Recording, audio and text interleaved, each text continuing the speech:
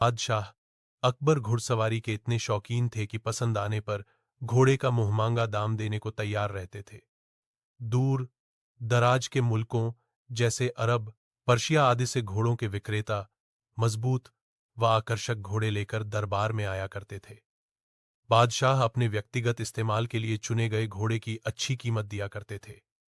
जो घोड़े बादशाह की रुचि के नहीं होते थे, उन्हें सेना के लिए खरीद लिया जाता था। अकबर के दरबार में घोड़े के विक्रेताओं का अच्छा व्यापार होता था।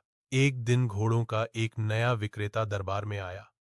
अन्य व्यापारी भी उसे नहीं जानते थे।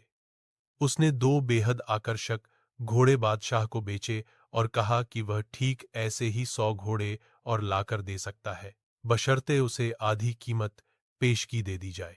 बादशाह को चूंकि घोड़े बहुत पसंद आए थे, सो वैसे ही 100 और घोड़े लेने का तुरंत मन बना लिया। बादशाह ने अपने खजांची को बुलाकर व्यापारी को आधी रकम अदा करने को कहा। खजांची उस व्यापारी को लेकर खजाने की ओर चल दिया।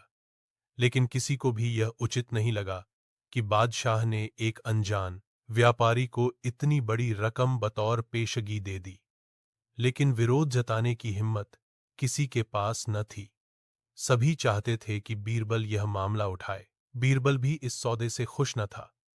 वह बोला, हुजूर, कल मुझे आपने शहर भर के मूर्खों की सूची बनाने को कहा था। मुझे खेद है कि उस सूची में आपका नाम सबसे ऊपर है। बादशाह अकबर का चेहरा मारे गुस्से के सुर्ख हो गया। उन्हें लगा कि बीरबल ने भरे दरबार में विदेशी मेहमानों के सामने उनका अपमान किया है। गुस्से से भरे बादशाह चिल्लाए, तुम्हारी हिम्मत कैसे हुई हमें मूर्ख बताने की?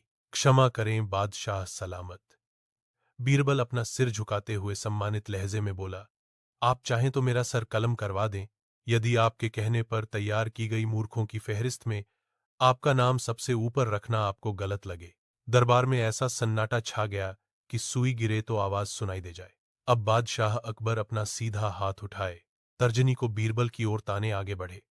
दरबार में मौजूद सभी लोगों की सांस जैसे थम सी गई थी। उत्सुकता व उत्तेजना सभी के चेहरों पर नृत्य कर रही थी। उन्हें लगा कि बादशाह सलामत बीरबल का सिर धड़ से अलग कर देंगे। इससे पहले किसी की इतनी हिम्मत न हुई थी कि बादशाह को मूर्ख कहे। लेकिन बादशाह ने अपना हाथ बीरबल के कंधे पर रख दिया। वह कारण जानना चाहते थे।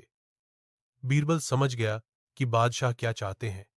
वह बोला, आपने घोड़ों के ऐसे व्यापारी को बिना सोचे समझे एक मोटी रकम पेशगी दे दी, जिसका अता पता भी कोई नहीं जानता। वह आपको धोखा भी दे सकता है। इसलिए मूर्खों की सूची में आपका नाम सबसे ऊपर है। हो सकता है कि अब वह व्यापारी वापस ही न लौटे। वह किसी अन्य देश में जाकर बस जाएगा और आपको ढूंढे नहीं मिलेगा। किसी से कोई भी सौदा करने के पूर्व उसके बारे में जानकारी तो होनी ही चाहिए। उस व्यापारी ने आपको मात्र 2 घोड़े बेचे और आप इतने मोहित हो गए कि मोटी रकम बिना उसको जाने पहचाने ही दे दी। यही कारण है बस। तुरंत खजाने में जाओ और रकम की अदायगी रुकवा दो। अकबर ने तुरंत अपने एक सेवक को दौड़ाया। बीरबल बोला, अब आपका नाम उस सूची में नहीं रहेगा। खजाने में जाओ और रकम की अदायगी रुकवा दो। अकबर ने तुरंत अपने एक सेवक को दौड़ाया। बीरबल बोला, अब आपका नाम उस सूची में नहीं रहेगा।